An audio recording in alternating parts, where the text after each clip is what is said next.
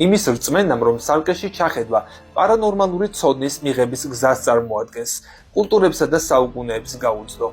მეზოამერიკაში რკინისგან, ობსიდიანისგან და მაგნეტიტისგან დამზადებულ სარკეებს დეკორატიული და მაგიური მიზნებისთვის იყენებდნენ.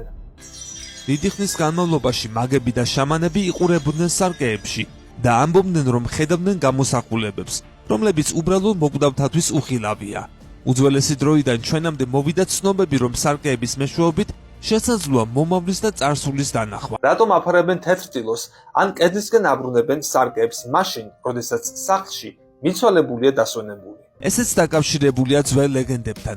ადრე თვლიდნენ, რომ სარკეს მეშვეობით გარდაცვლილი სულს შეეძლო ვინმე წაიყვანა იქითა სამყაროში.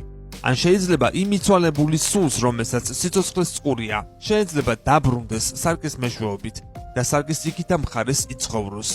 ასევე სანამ მიცვალებული სახლშია, სარკიდან შეიძლება სახლში შემოძრეს რამე ბოროტი სული და ასევე სჯერათ, რომ იმის მაგივრად მიცვალებული სული იმ ქვეყნად წავიდეს, შეიძლება სარკეში შესახლდეს. სარკეში ჩახედვა მისტიკური რიტუალი, რომელიც დღემდეა შემორჩენილი. ბნელ ოთახში ანთებული სანთელი, 9 წყაროს წყალი და იდუმალ სარკეში დანახული მომავალი საქმრო. ამ უცნაურ რიტუალს ჩვენი დედები და ბებიები გულის ფანცქალით ასრულებდნენ. სარკეებს გააჩნიათ ადამიანის ემოციის დაფიქსირების უნარი. შემდეგ ის სარკე ამ ემოციას გადასცემს მომდევნო ადამიანს, ვინც მასში ჩაიხედავს. უამრავი ექსპერიმენტის საფუძველზე დადგინდა, რომ სარკეებს გააჩნიათ მახსოვრობა და თუ კი ადამიანი თავის აზრებს, ფიქრებს და ემოციებს ანდობს სარკეს, მასში თავისი სულის ანაბეჭს ტოვებს, რომელსაც ეს სარკე იმახსოვრებს.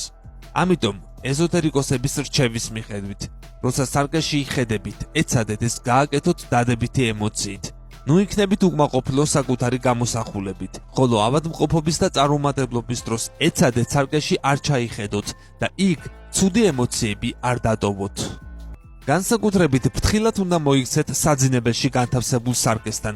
ძილის დროს ჩვენ თავისუფლდებით დახლილობისა და ნეგატიური ემოციებისგან და თუ კი სარკე მათ შეისრუტავს და უკანმე დაგვიბრუნებს, სრულ დასვენებას და რელაქსაციას ვერ მივახცევთ. მაგები და მისტიკოსები გვირჩევენ, რომ სახლში არ დავტოვოთ გამზარული სარკე. ამ რჩევის მიხედვით ეცადეთ ის მაშინვე მოიშოროთ თავიდან, როგორც კი დაზიანდება. ხშირად გაწმინდეთ სარკეს ვერ იჩვრით, ამით მას ნეგატიურ ენერგიას მოაცილებთ. გამოიწერეთ ჩვენი YouTube არხი. ლინკი ჩაშენებულია მთავარ გვერდზე YouTube-ის სიმბოლო აიკონში.